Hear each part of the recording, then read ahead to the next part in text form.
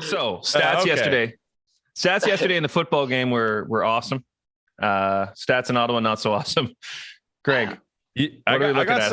How's Ottawa looking? I got some comments here. So let's just break it down like this. So Ottawa active, we're still in the same realm. We got 1,556 listings, 141 conditionally sold, 402 sold. That's in the last week. Active residential 747, condos 181, and rentals 678. So we're still, I look at new listings coming out every day, and to me, it as I look at it, I was like, oh, there's more coming out, and then I run the numbers, and it's the same basically. The prices are escalating. It's very frustrating for buyers. But there's still solutions. I will say that after losing, I think 5 offers with one of my clients, we found a condo, preemptive offer. Mm-hmm. We got it, and we got a condition to review the status certificate just yesterday. It was amazing.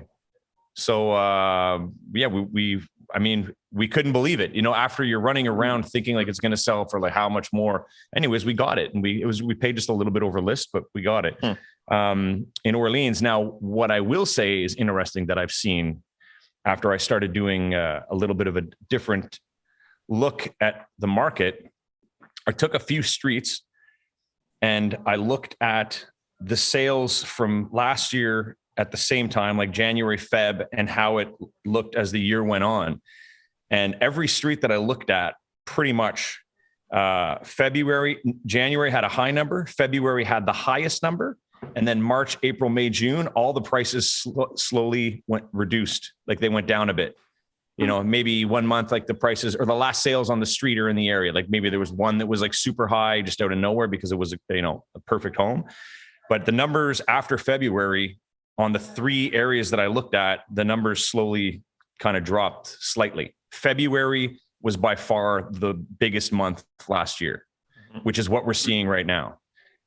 So this month has been unprecedented again. It's the same thing. So for everybody that's frustrated and having a hard time, I believe that you are buying right now at what will be the peak of the market in Ottawa for the year. I think after March, it's not guaranteed, but this is what I'm seeing. And if I look at it and if it's going to repeat itself, then, we'll be better off as more listings will come out for sure. The prices will stabilize a bit. I'm not saying you're going to get a big drop. Now, are you seeing, Greg, I remember on the show last year at this time, we were looking at 2020 numbers and we were saying January 2021, the numbers were 100,000 more. Like it was just like I remember us talking about it was like a full jump. Are you seeing right now the numbers being again like a full 100,000 more than last year's numbers, like replicating the exact same trend? Yeah. I don't have the exact number for that. I should have run that, but it's similar. Yeah. And historically, January isn't exactly a booming month, right? This is only during COVID that 2020 2021 was crazy, and this year again is kind of replicating that. But prior to that, January was never really a busy month. I know we had a few busy Novembers, Decembers, which was surprising, and then January was always kind of the lull until March, April. And now it's completely shifted. It's like new year, new me, new house. I'm buying. I don't care. I'm paying whatever it takes. And then, like you said, as the spring kind of kicks in, people see the high prices. Like, well, maybe we should sell. And then there's a flood of homes to the market. That's right. Maybe in the springtime, then the prices balance out, and then everything kind of takes shape for the rest of the year.